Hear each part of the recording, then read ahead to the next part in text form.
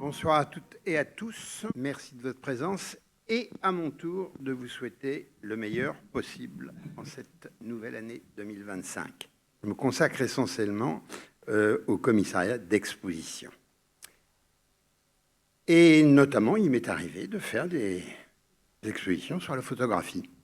Comment ne s'intéresserions-nous pas à ce mode d'expression quand on est dans les arts visuels, évidemment. Alors, comme Anne-Fleur vient de vous le dire, effectivement, en deux temps. Le premier, c'est véritablement mettre en exergue ce qu'il est advenu de ce mode à part entière et comment, justement, ce mode a gagné, en quelque sorte, ses lettres de noblesse au fil du temps. Et on va traverser un temps assez important pour, dans la deuxième partie, le 28 janvier prochain, dans 15 jours, parler d'une manière plus focus sur la photographie plasticienne. Alors, il n'échappera pas, il n'échappe à personne qu'il y a quand même une singularité dans la photographie, c'est qu'on peut dater sa naissance.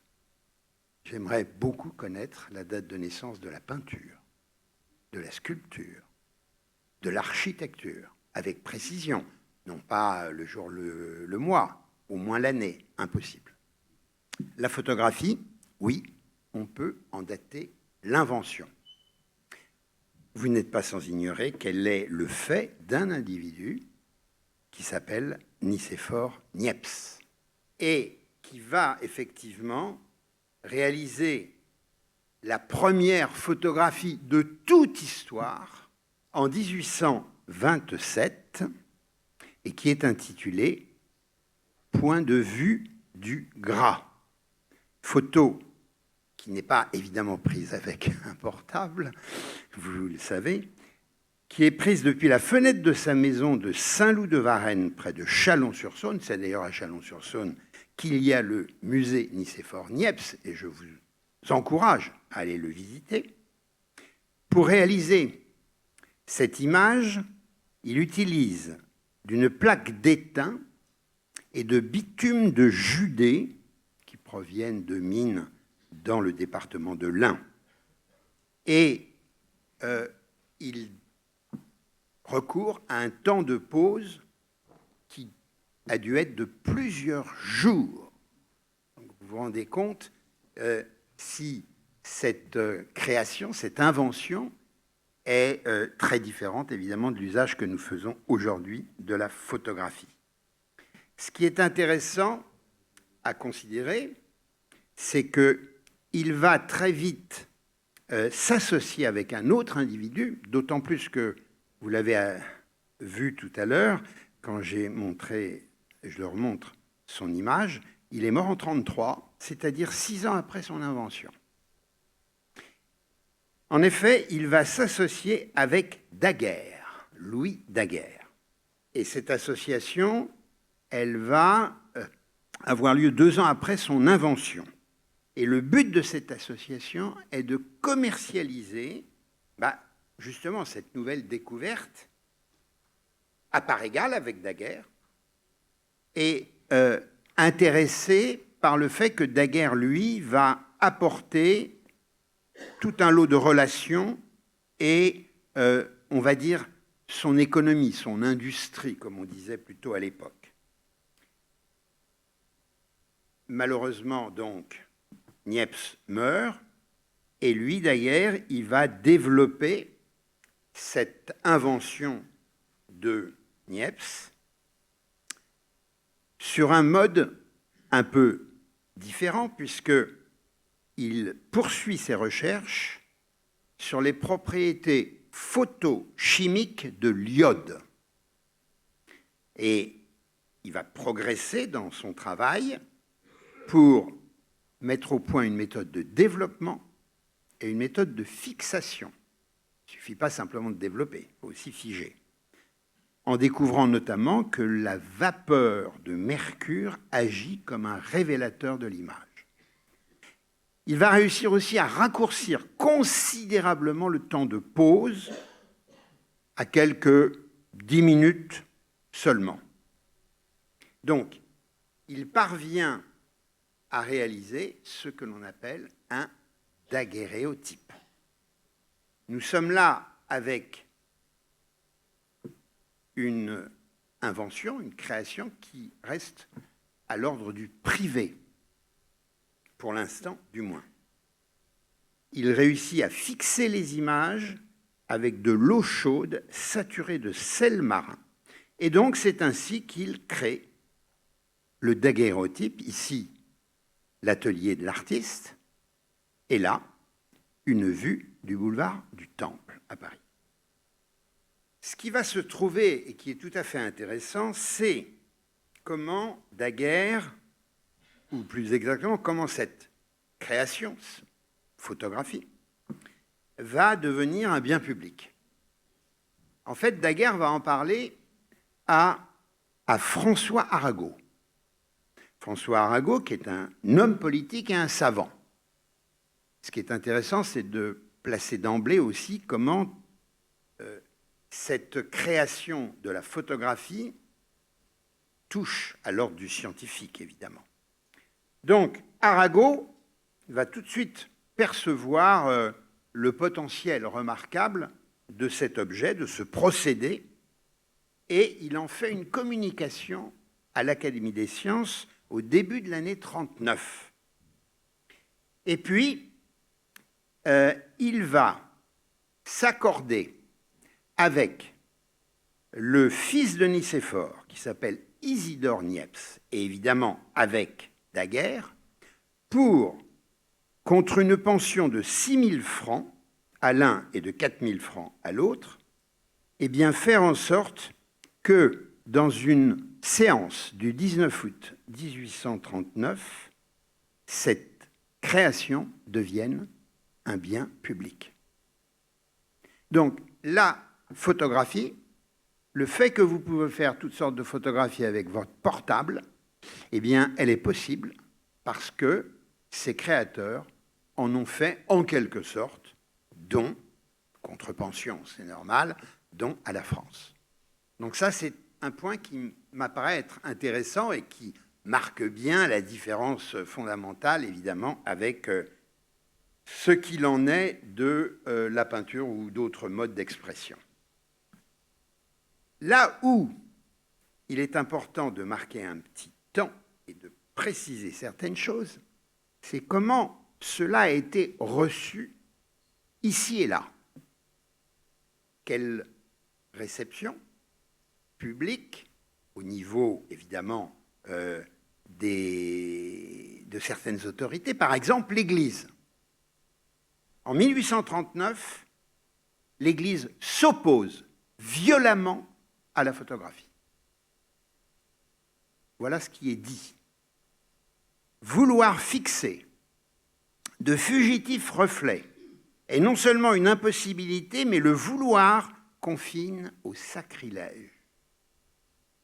Dieu a créé l'homme à son image, et aucune machine humaine ne peut fixer l'image de Dieu.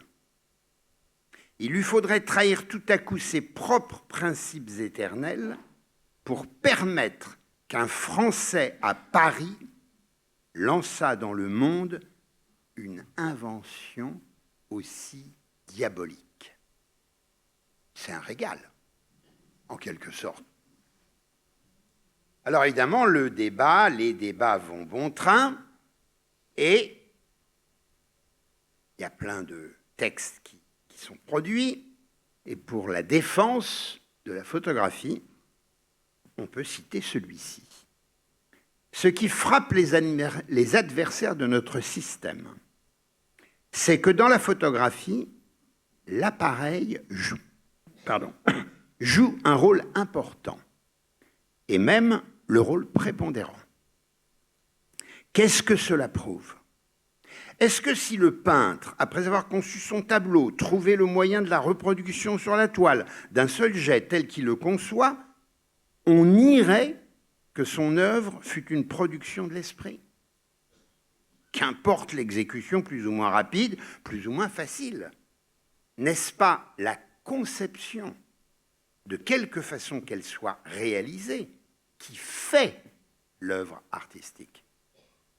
Le photographe conçoit son œuvre, il dispose des accessoires, il arrange les jeux de lumière, il rapproche ou éloigne son instrument pour que la reproduction soit à son gré, plus nette ou plus vaste, pour obtenir tel ou tel effet de perspective, qu'après cela, qu'importe la rapidité, la perfection, la fidélité de l'instrument avec lequel il exécute ce qu'il a conçu, arrangé, créé. Il a été dit bien des fois déjà que le droit de l'auteur dérivait de la création, laquelle imprime à l'œuvre son caractère d'individualité. Est-ce que cette création fait défaut ici? Donc vous voyez qu'en 1800, dans cette période, on va dire de la moitié du 19e siècle, ça va bon train, si je puis dire, les problèmes. Parce que finalement, ce mode nouveau apparaît comme, je reprends le qualificatif de ce texte qui émane de l'Église, est diabolique. Alors, ce que je voudrais mettre en exergue dans ce moment-là de la moitié du XIXe siècle, à considérer qu'à partir du moment où, suite à cette séance du 19 août 1839 et des améliorations techniques, il va y avoir une sorte de prolifération de gens qui vont utiliser la photographie et qui vont en faire un métier.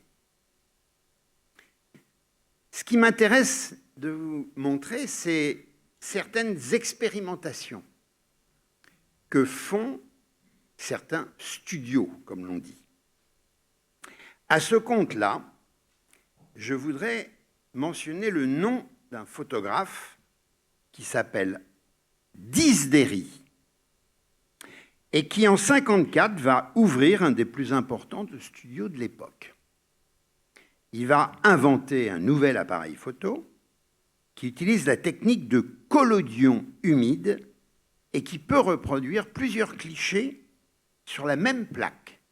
Et ce Disdéry va créer des cartes, des portraits-cartes tout à fait étonnants, comme ici, ce portrait-carte qui nous montre le Panthéon contemporain, 1857, nous sommes sous le Second Empire, la première partie de l'Empire de Napoléon III, ce qu'on appelle l'Empire autoritaire, puisqu'à partir de 63, il va mettre de l'eau dans son vin pour pouvoir rester encore un peu au sommet de l'État. Voyez ici cette porte-carte avec Napoléon III, Eugénie de Montijo, qui est à droite pour nous, et puis le prince impérial, évidemment, et puis toutes les autorités.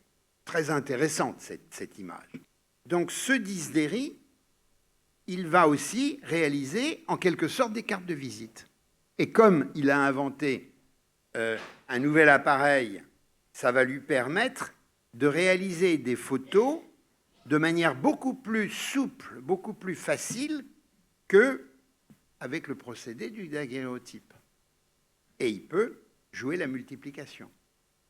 Donc c'est quelqu'un qui va avoir un grand succès, d'autant plus qu'il ne manque pas d'imagination, puisqu'il va même jusqu'à nous donner, en 1862, cette image, qui est tout à fait étonnante. Les jambes de l'opéra. Donc vous voyez que déjà, on est à peine 40 ans après l'invention, ça peut paraître beaucoup, mais il faut prendre la mesure du temps, de l'époque. Eh bien voilà déjà un artiste, un photographe qui est en train d'entraîner la pratique de la photographie sur un terrain tout à l'heure créatif, inventif. Un autre artiste très intéressant, un autre photographe, vous voyez, je dis artiste, s'appelle Pierre-Louis Pierson. Pierre-Louis Pierson, c'est une figure assez importante de cette époque et qui va nous donner toute une quantité de photos de la comtesse de Castiglione. La comtesse de Castiglione, il faut le savoir, c'est la maîtresse de Napoléon III. Ce qui n'empêche qu'il a lui-même eu des relations avec elle et que pendant 40 ans, elle a été son modèle. Et il a créé toutes sortes de photos, près de 400 portraits photographiques. Mais ce qui est intéressant, c'est le type d'image qu'il va imaginer. Alors non, peut-être pas tant celle que nous avons là sous les yeux. Elle est assez classique, on va dire. Elle reprend un peu aussi les codes de la peinture, avec je pense à Manet, quand je vois un fond neutre, par exemple. Manet aimait bien faire des portraits sur fond neutre. On va en reparler tout à l'heure, la manière de cette relation avec la peinture, car tout ça est intimement mêlé. Donc, Louis Pierson, par exemple, nous donne cette image-là, tout à fait étonnante. Donc, tout de suite, il y a des recherches, soit d'iconographie, soit des recherches plastiques, des recherches de composition, qui ne manquent pas, évidemment, d'inventivité. La comtesse de Castiglione est une figure très forte. Regardez cette image magnifique où le reflet de la comtesse se lit dans le miroir qu'elle tient dans la main. Donc vous voyez comment on joue dans une espèce d'abîme de la virtualité. Et puis, elle pose ici avec son fils, ou bien ici, elle se déguise, on pourrait presque dire, en impératrice. Ce Louis Pierson, il est d'autant plus intéressant qu'il va s'associer avec un nommé Mayer. Et ce duo, Mayer et Pierson, ils vont avoir maille à partir avec une autre association de photographes, Bedbeder et Schwalbe, à propos de ce portrait de Cavour. Le sujet, c'est quoi? C'est la reconnaissance que la photographie est une œuvre d'art ou non. C'est le problème. Imaginez-vous quand même une chose assez fabuleuse qui singularise pour le moins la photographie dans sa nature de mode artistique, c'est que c'est passé par les tribunaux. Et les tribunaux ont en effet défini que la photo était une œuvre d'art. Et cela en 1863. Donc à partir de 1863, on peut dire que voilà, la photographie est rentrée dans les beaux-arts. On aurait dû trouver à ce moment-là, au fronton de beaucoup de bâtiments, non pas architecture, peinture, sculpture, mais architecture, peinture, sculpture, photographie. Dès, d'ailleurs, le milieu des années 50, il y avait des photographes qui, utilisant le procédé du collodion mis au point par Disdéry et remplaçant la plaque métallique par la plaque de verre, nous avaient donné des images d'une absolue beauté et qui, évidemment, pouvaient le disputer à un certain nombre d'œuvres peintes. Gustave Le Gray fait parmi les plus importants photographes de cette époque, notamment avec autant ses scènes et ses études de cieux, de mer, que de paysages ou d'arbres très précisément, mais non seulement le sujet de la nature, mais aussi les figures féminines, et reprenant le thème de la figure féminine nue qui arpente toute l'histoire de la peinture, je ne vais pas vous la refaire, pensez à Titien, pensez à Ingres, pensez à Manet, pensez à Matisse, je vais en amont et en aval, va lui aussi nous donner de magnifiques figures, de magnifiques œuvres. Voyez cette nue allongée sur un canapé. On a l'impression là que Le Gray veut vraiment faire partie de ces artistes qui nous ont laissé tant et tant d'images sur, je pense à Goya, la Maya Desnuda, par exemple. Donc, le débat, évidemment, est très fort à l'époque par rapport, enfin, entre les tenants de la peinture et ceux qui défendent la photographie et parfois contre la peinture. Il me semblait intéressant ici de mettre l'accent dans un point suivant sur les portraits officiels. Parce que ça n'est pas rien que celui qui dirige l'État, la France à l'époque, eh bien, va jouer justement sur les deux pianos. Au début, quand il n'est que président de la République, je vous rappelle que Louis-Napoléon Bonaparte est élu président de la République, président d'une deuxième République qui n'a pas vécu très longtemps, 48-52, puisqu'en 52, il fait un coup d'État et il se couronne empereur.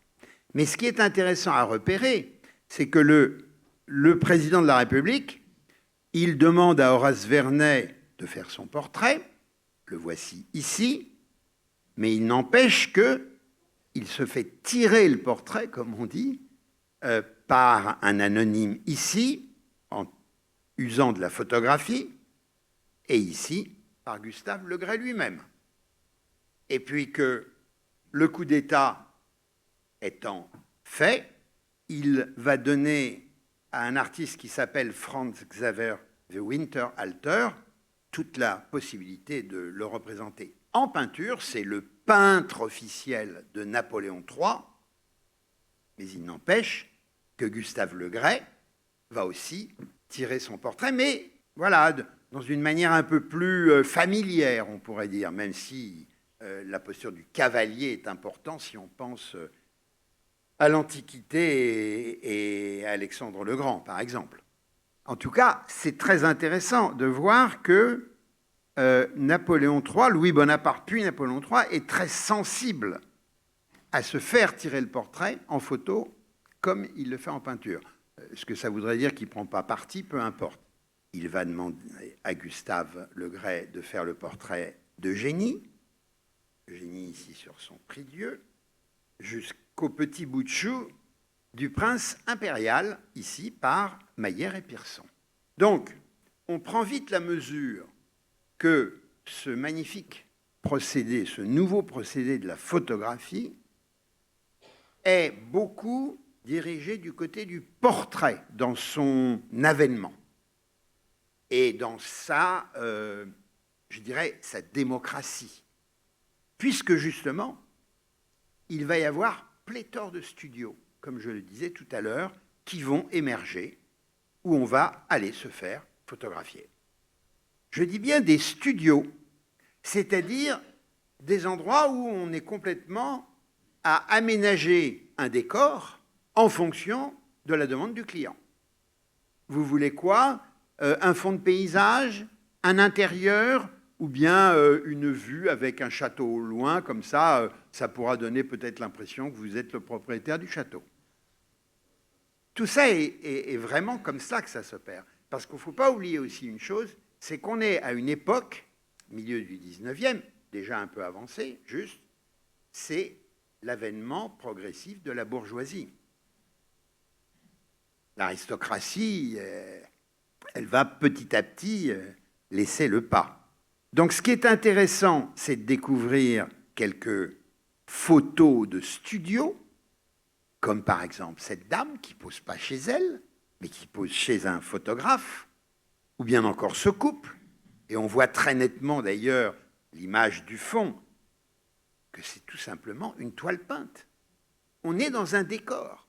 Et il n'est pas sans intérêt de rappeler que cette façon de scénographie, de mise en scène, c'est exactement ce qui gère le tableau de Manet. Manet n'est pas un peintre sur le motif. Manet installe dans son atelier les trois personnes qui sont là, à savoir sa maîtresse, son frère et un ami violoniste, et il va installer un espèce de pique-nique, et puis il va créer mentalement là une toile peinte de fond. On est vraiment dans un décor.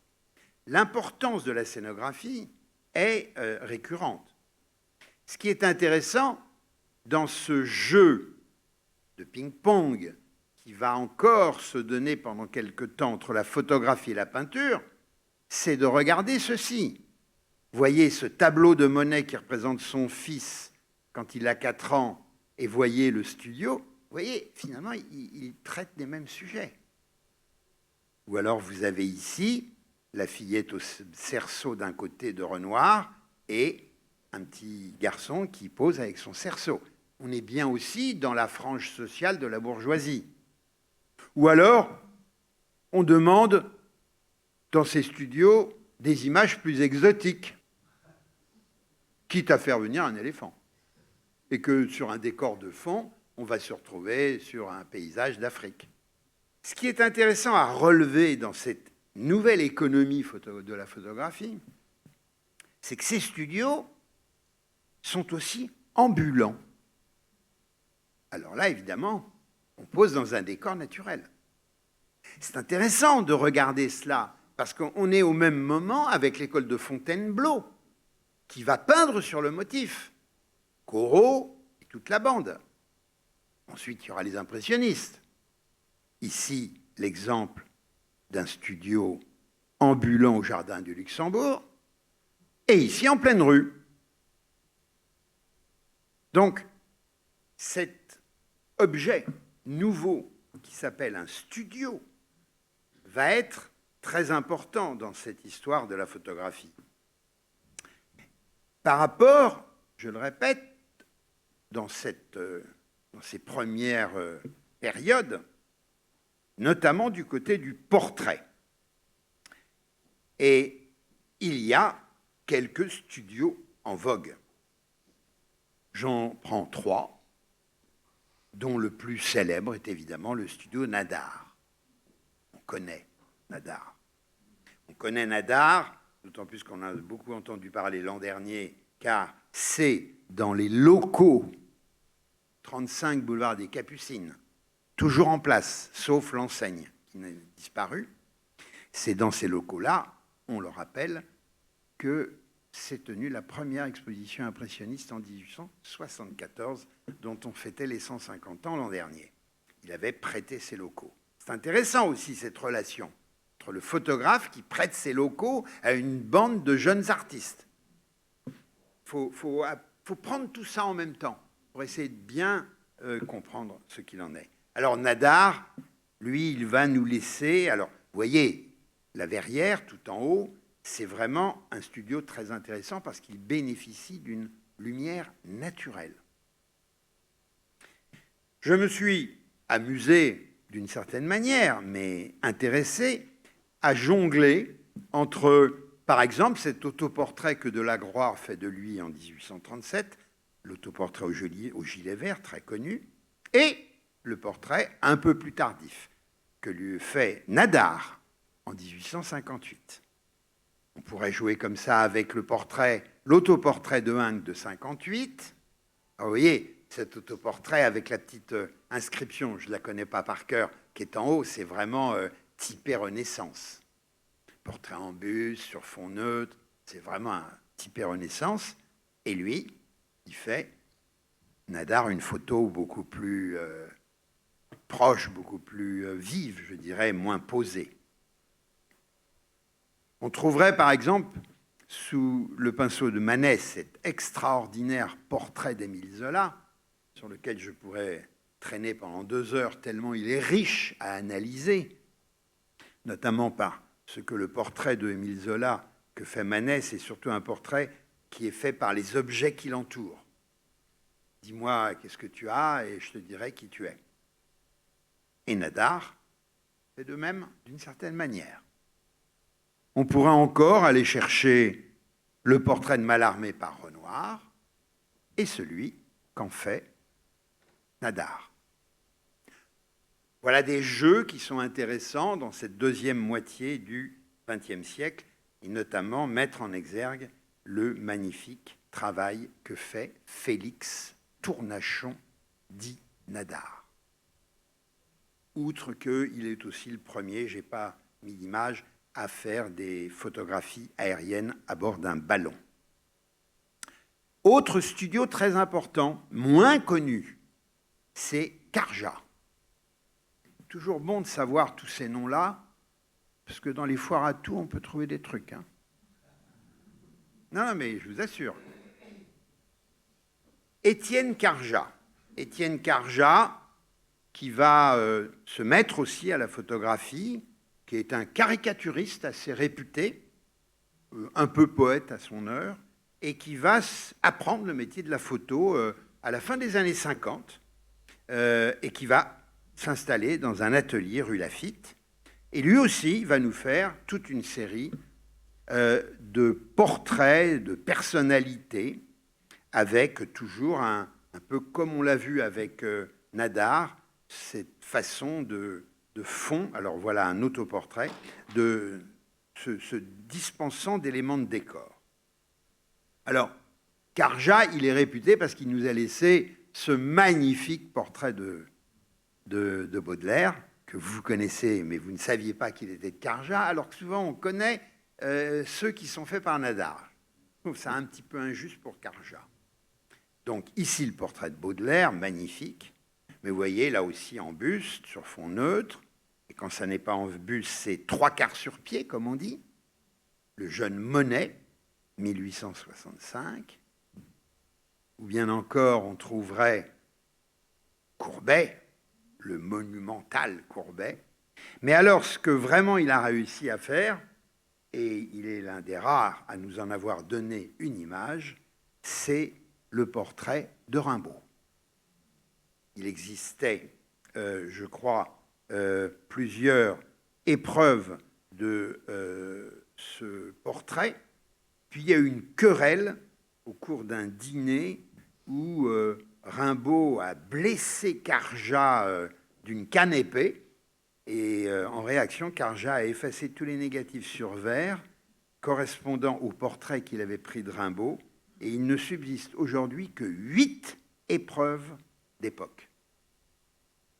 Parce qu'évidemment, on peut en faire des tirages aujourd'hui. Donc voilà, Carja, un personnage tout à fait intéressant qu'il faut avoir aussi en tête si on pense studio du 19e.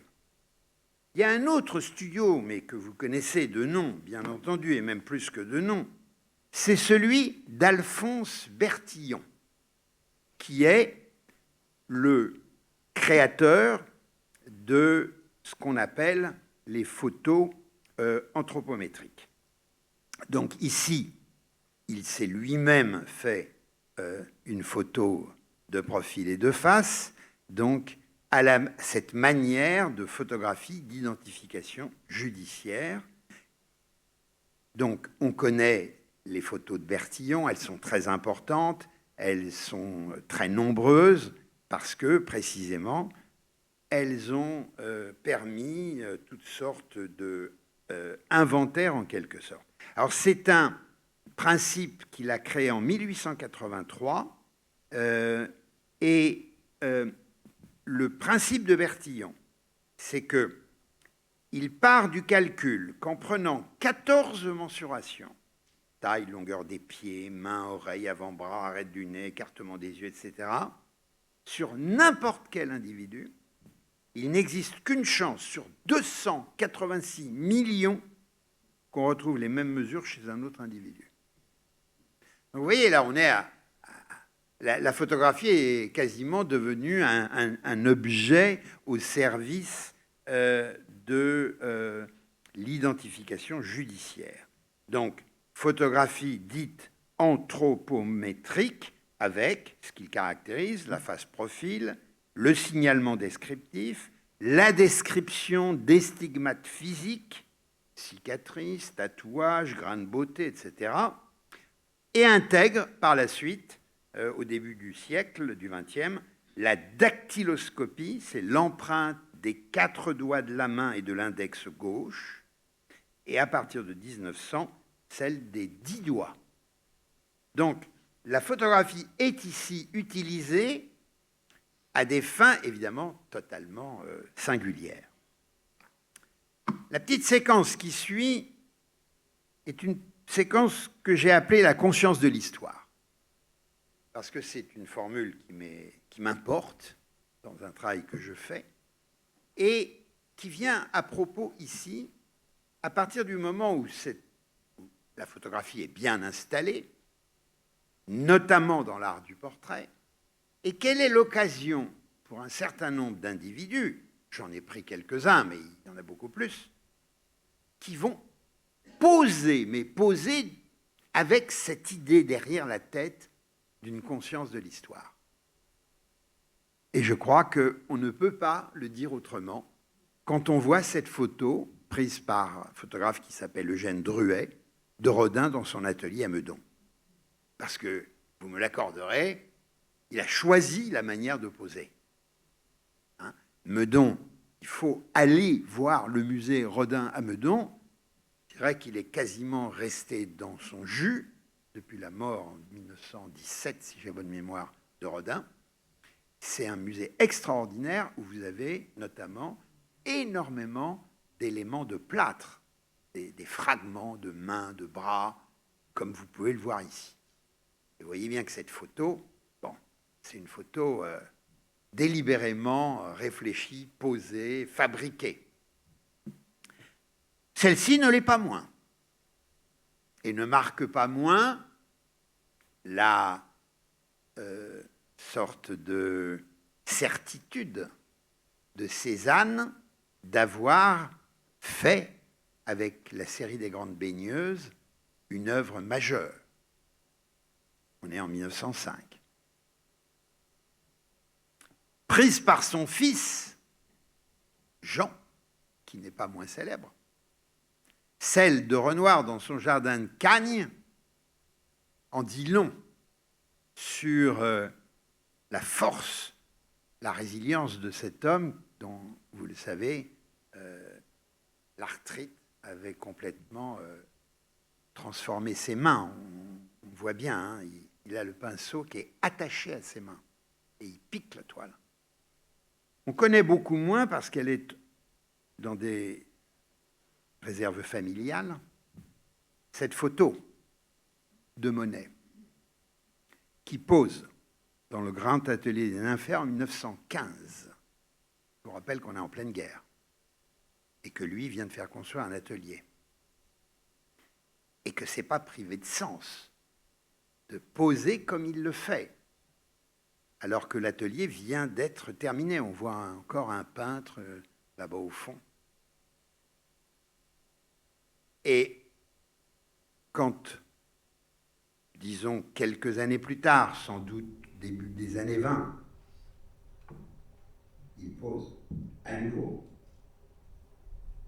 on pourra bien comprendre qu'en effet, qu'il s'agisse de Monet, qu'il s'agisse de Renoir, qu'il s'agisse de Cézanne, qu'il s'agisse de Rodin, ils ont le sens du médiatique, mais ils ont surtout la conscience de l'histoire. Voilà, c'était pour marquer aussi un peu le passage que je voulais faire sur le XXe siècle et arriver à cette période qui est très importante dans l'histoire de l'art, qui sont ce qu'on appelle les avant-gardes des années 10.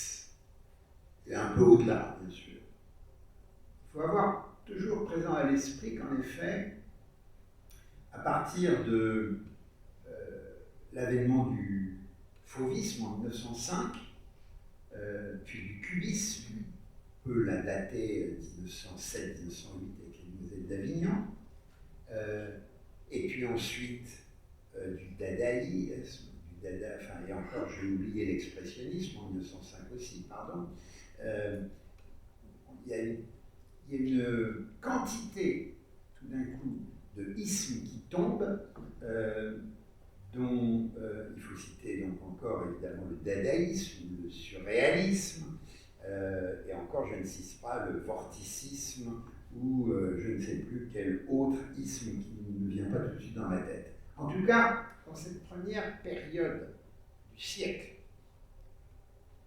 Il est intéressant d'observer comment un certain nombre d'artistes, qui sont d'ailleurs sur les deux champs, on va dire la peinture et la photographie, ou au-delà de la peinture, comment ils vont justement intégrer, prendre en compte cette pratique, ce mode d'expression qui est la photo, pour créer des œuvres à part entière. Et comment Duchamp, à l'aide de Man Ray, qui est photographe, on le sait, va réaliser cette pièce appelée tonsure. Alors attention à ne pas l'interpréter de manière anticipée par rapport à une époque douloureuse de notre histoire.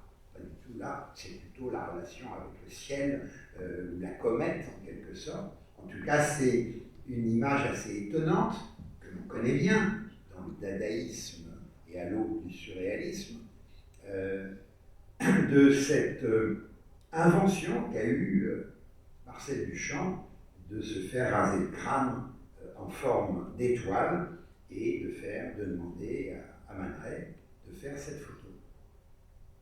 On est bien là dans une modalité, un mode opératoire qui est vraiment assez neuf. Et d'ailleurs, il réitère l'année suivante, toujours en complicité avec Man Ray, c'est pas lui qui fait la photo, avec cette œuvre quasi énigmatique, mais le titre en dit long, Élevage de poussière. Comme on élève, je ne sais pas quel autre être vivant.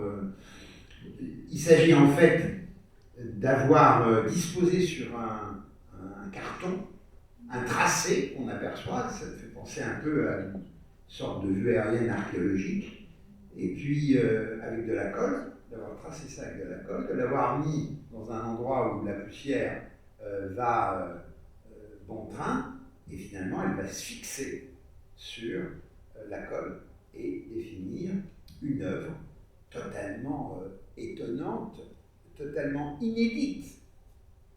C'est vraiment les prémices, les prolégomènes, comme disent d'autres, de ce qu'on va appeler plus tard la photographie plasticienne. On pourra aller chercher, par exemple, toujours dans cette période dadaïste.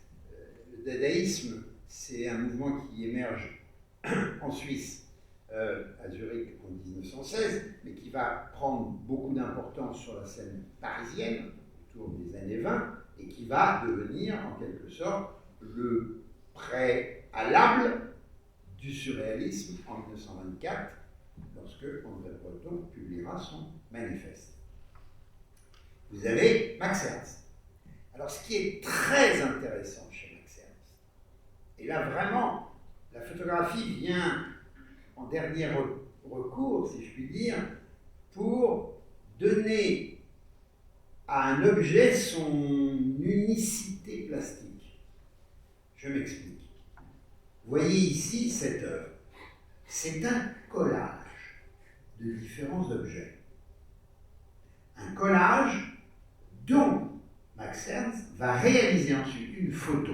Alors, j'ai fait un peu exprès de ne pas prendre les deux images l'une après l'autre, de prendre deux images différentes pour que celle-ci est aussi un collage, mais c'est la photo.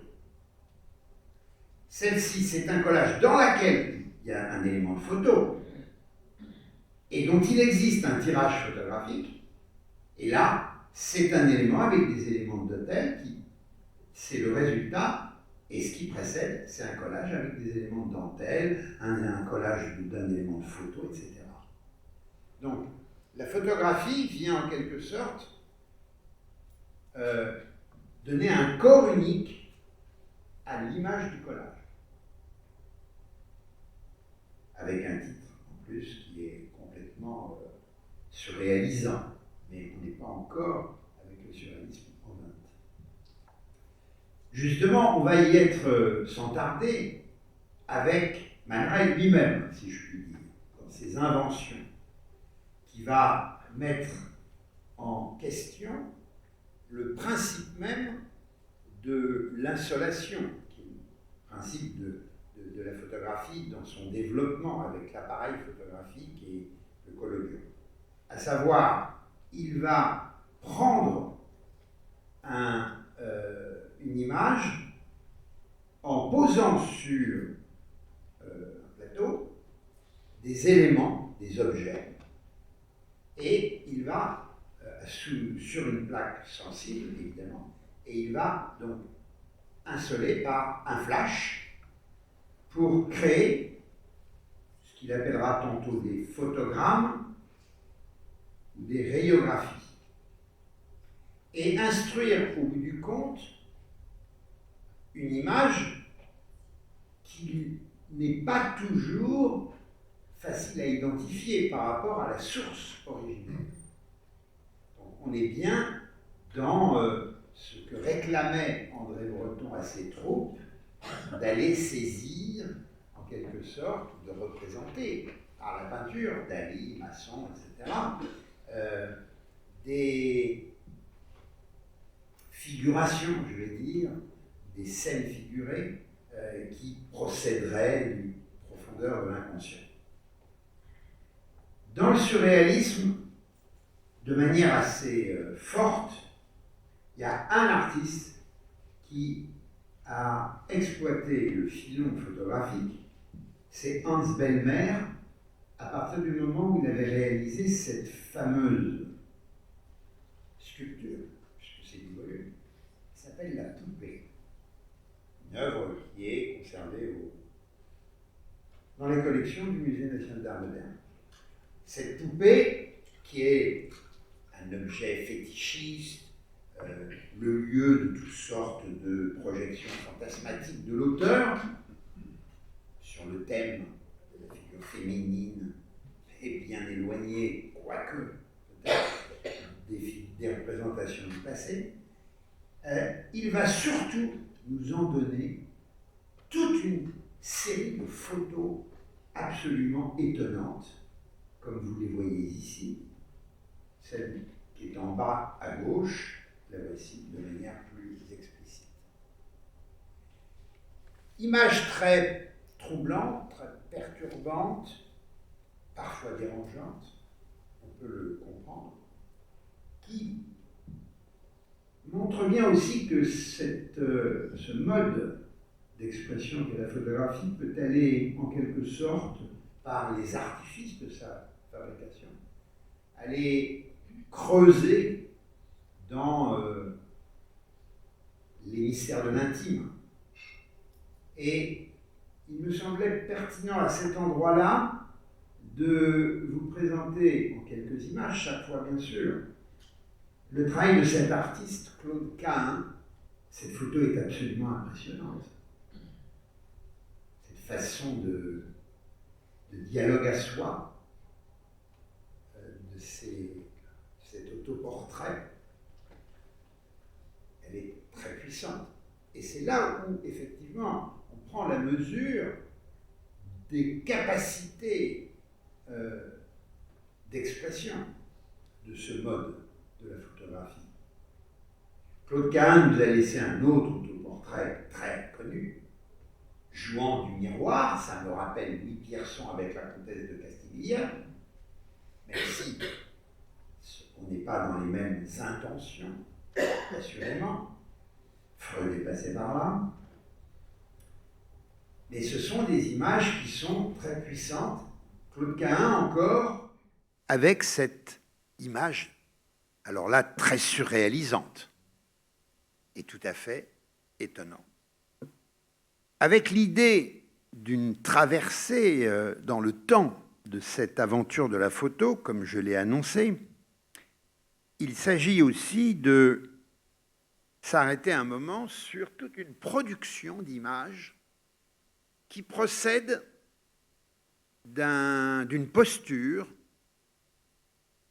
beaucoup plus distanciée, ce qui précède, et qui inaugure en quelque sorte à la fois une nouvelle objectivité et une nouvelle vision du monde. Dès le milieu des années 10, il y a un photographe américain qui s'appelle Paul Strand, qui va véritablement inaugurer une sorte de nouvel âge de la photographie en produisant toute une série d'images qui sont portées sur des éléments de la banalité, du quotidien, et dans une sorte d'image très épurée.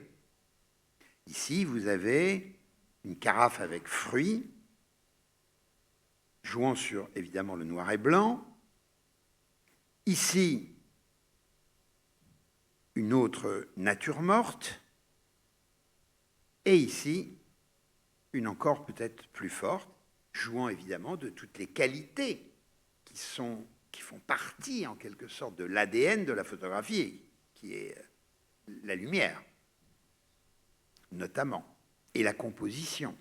On pourrait gloser d'ailleurs beaucoup sur ce qui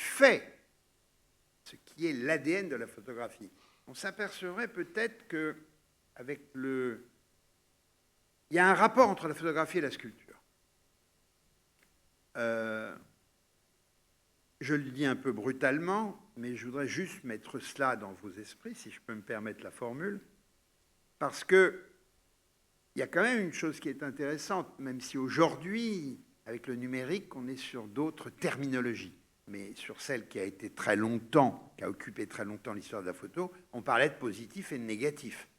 En sculpture, on parle de positif et de négatif avec le moule.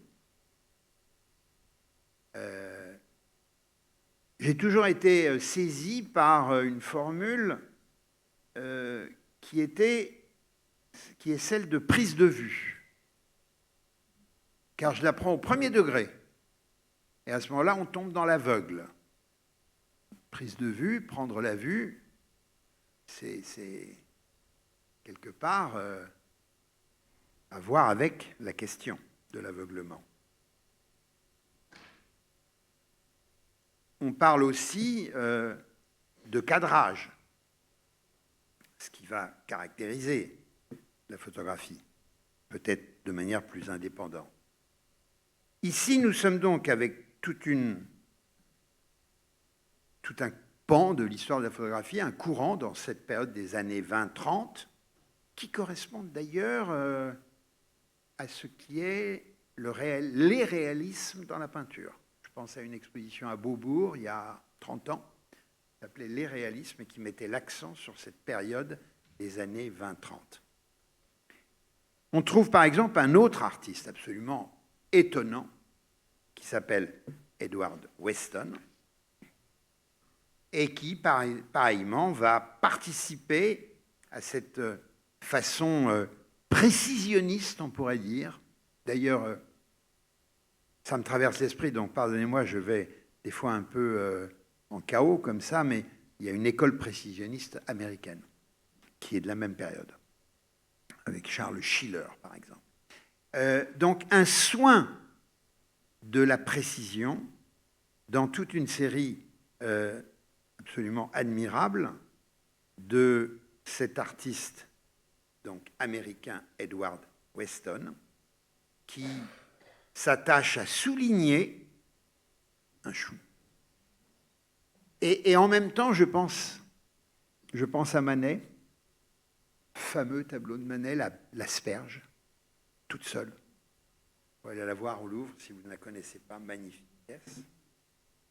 Edward Weston, donc, qui joue comme cela sur quelque chose de très graphique, qui insiste sur la texture de l'image, des cadrages très resserrés, des fonds neutres. On est là vraiment avec tout un courant très important qui, d'une certaine manière, on pourrait mettre dans la même aventure de cette nouvelle objectivité.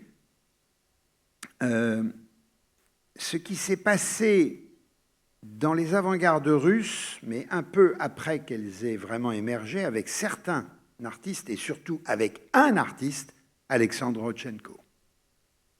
Et le jeu chez lui, en permanence, de ces lignes d'ombre et de lumière, ces cadrages un peu décalés, comme il nous les donne ici, en 29, ici, en 35.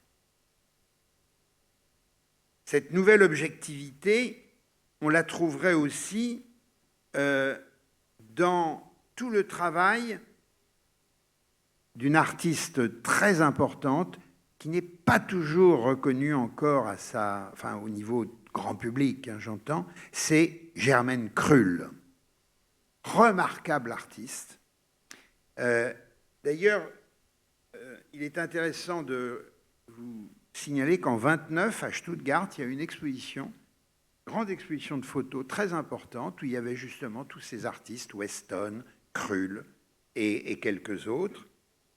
Et d'autant plus intéressant, c'est que sur le plan de la technique même, il faut savoir que on est passé évidemment à des appareils photo de format beaucoup plus petit, donc permettant une souplesse du travail photographique. On n'est plus avec la chambre, etc. Et Germaine Krull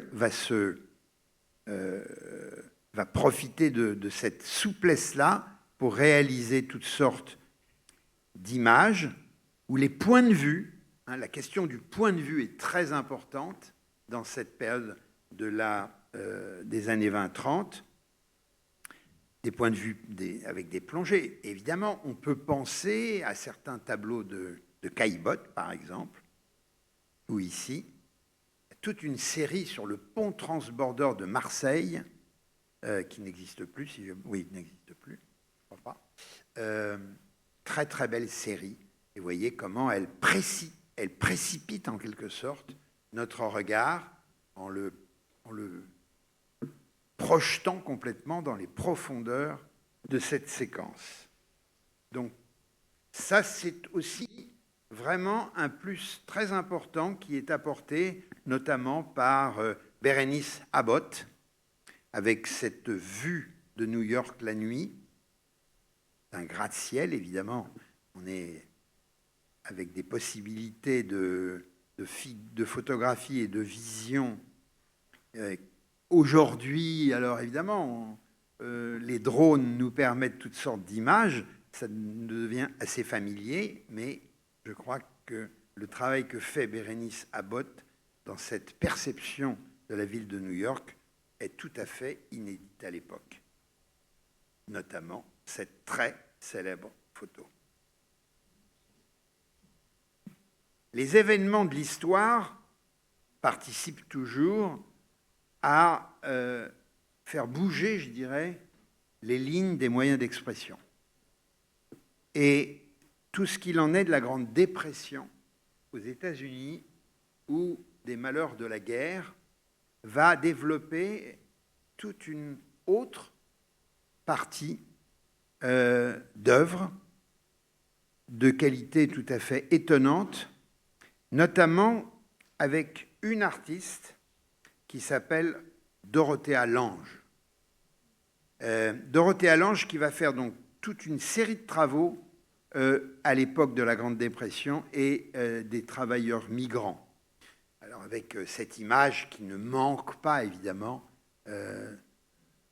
d'une certaine ironie, puisqu'on y voit évidemment deux travailleurs qui, avec leur barda, sont sur la route un peu désemparés, cherchant du travail, et puis il y a cette publicité sur le train qui vous offre une vie de relax.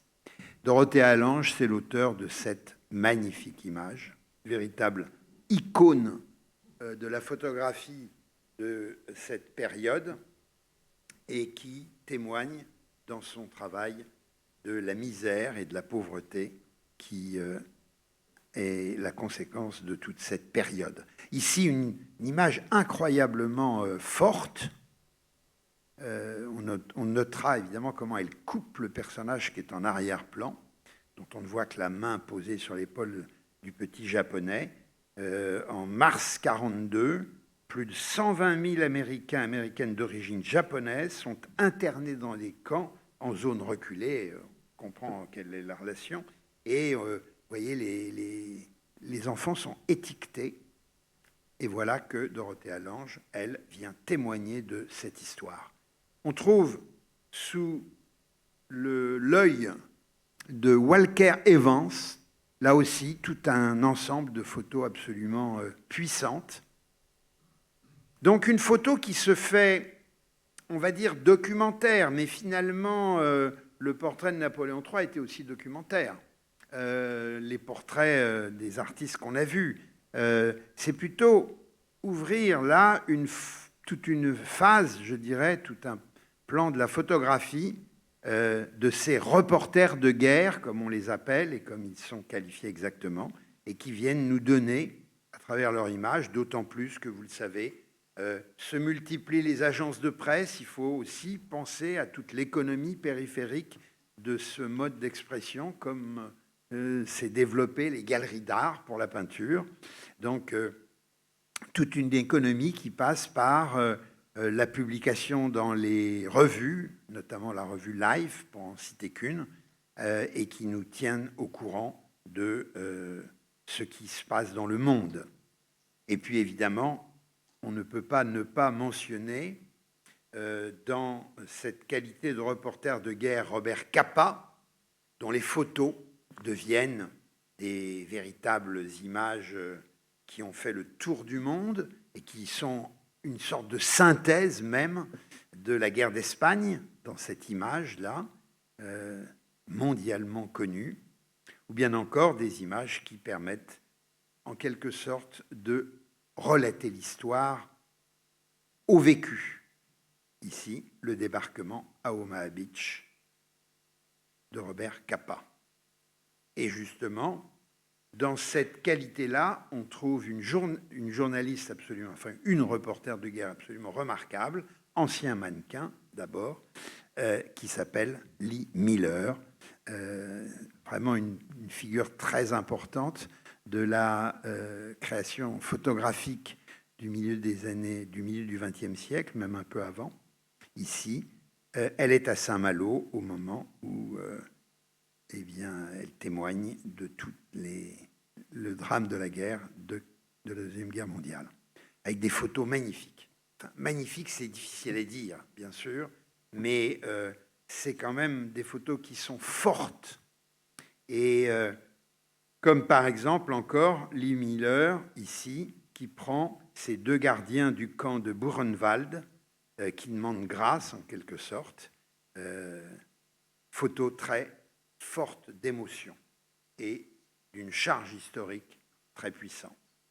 S'intéresser à une frange de la photographie qu'on peut appeler le photoréalisme, et à ce titre, j'ai retenu le nom de Jacques-Henri Lartigue, qui dès 1927 va capter des situations qui existent telles quelles, jouant beaucoup sur les jeux d'ombre, et notamment toute une série qu'il fait sur les plages, à Hendaye ici, on est remonté un peu dans le temps, ici à Cannes, et là à Deauville.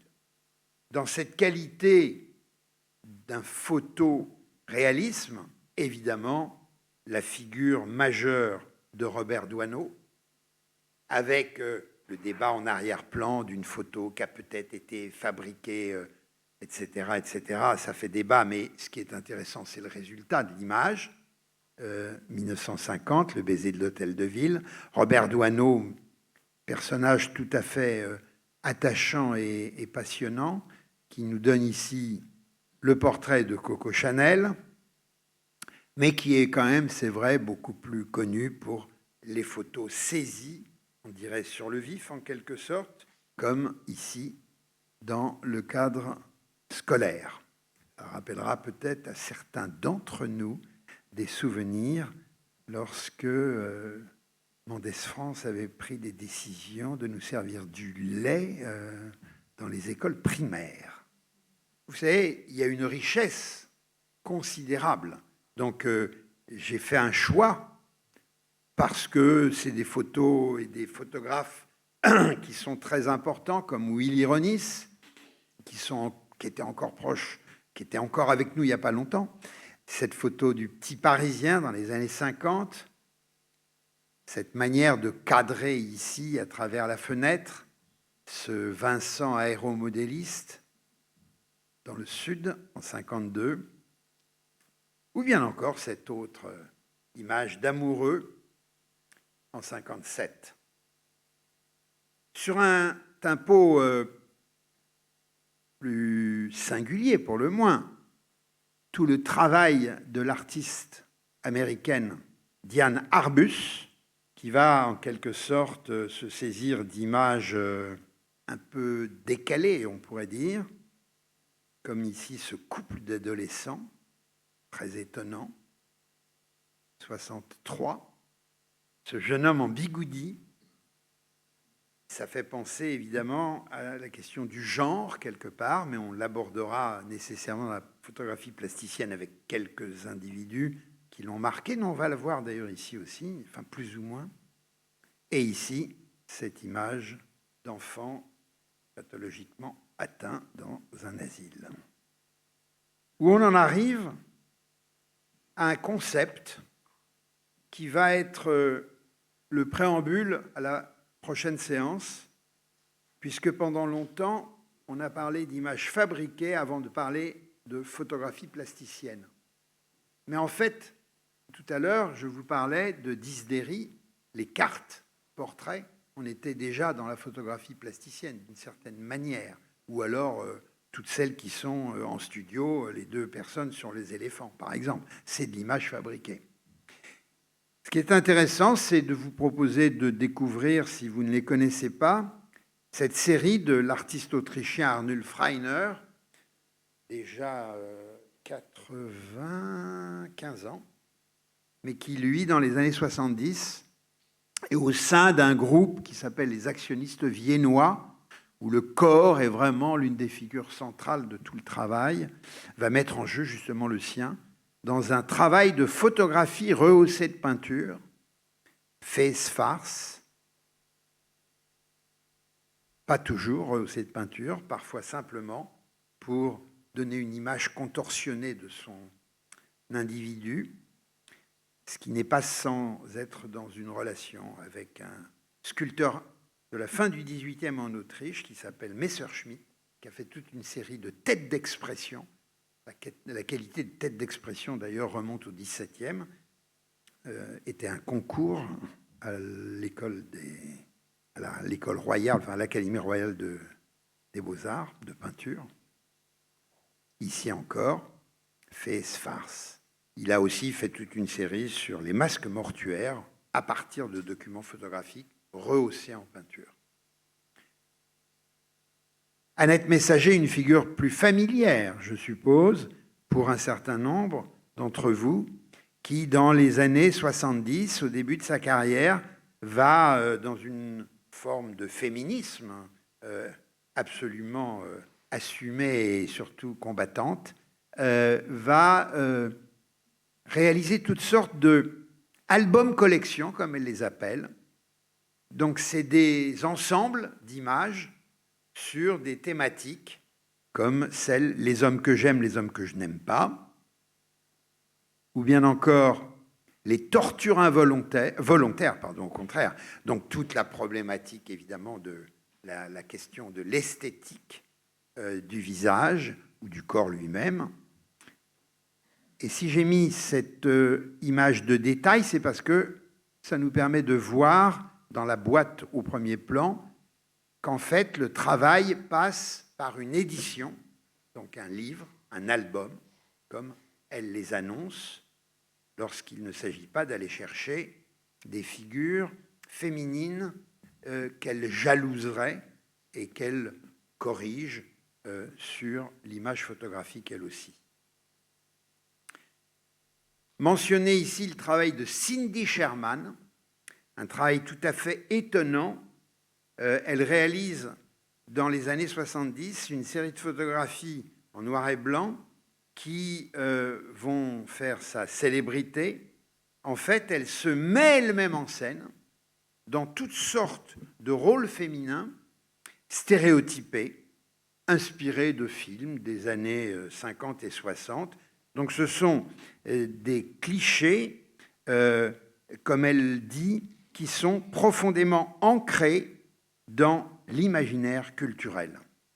Et vous voyez qu'elle ne se prive pas de petits gags comme le jeu de l'abat-jour, la figure de ce modèle, enfin d'elle-même sur l'abat-jour jouant le rôle de chapeau aussi en quelque sorte. Donc Cindy Sherman, qu'on retrouvera mais dans des images plus contemporaines, où elle se glisse dans la peau, en quelque sorte, d'une image stéréotypée. Un artiste, pour terminer, qui s'appelle Tom Draos, qui, dans les années 70, lui aussi, va développer toute une série de créations à partir de figurines qu'il va donc modeler et mettre en jeu dans des scénettes qui reprennent en quelque sorte toute une réflexion sur ce qu'il en est de la nature même de la matière photographique. Ici, vous avez donc cette molle anthropologie. Ici et dans les collections du FRAC Artothèque Nouvelle-Aquitaine, métamorphose de Robois. Donc ça, c'est instruire tout un univers à partir d'un élément, vous voyez, qui est un peu récurrent, que l'on voit toujours. On pourrait dire une figure anthropomorphe, sans doute, plus ou moins, et qu'il met en scène dans des univers un peu fantastiques, comme on le découvre ici. Si on remonte dans le temps, j'aurais pu remettre ici la première image de Nicéphore Niepce, mais vous l'avez en mémoire, et on mesure évidemment à quel point ce mode de la photographie s'est développé dans le temps, un temps relativement court, quand on songe par exemple à la façon dont l'histoire de la sculpture s'écrit, l'histoire de la peinture s'écrit. Tout d'un coup, en 150 ans, moins, 200, enfin un peu plus ou moins, l'incroyable richesse d'invention que la photographie a permis à ceux qui se sont emparés de ce mode d'expression.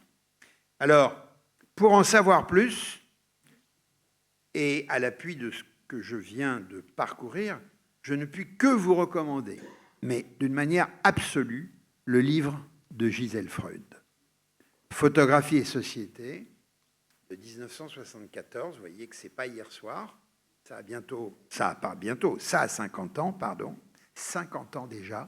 C'est un ouvrage remarquable, dans lequel vous trouverez justement des éléments de l'invention de la photo, le fameux débat qui a conduit la jurisprudence à déclarer la photo comme une œuvre d'art, enfin, etc. C'est un bouquin passionnant, il est très aisé à lire et il est très riche.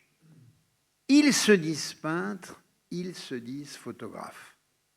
C'est une exposition sur laquelle je reviendrai, qui est justement sur l'articulation 1980-1981, et qui est en quelque sorte, là aussi, l'exposition qui va enclencher cette façon de qualifier ces images fabriquées en photographie plasticienne.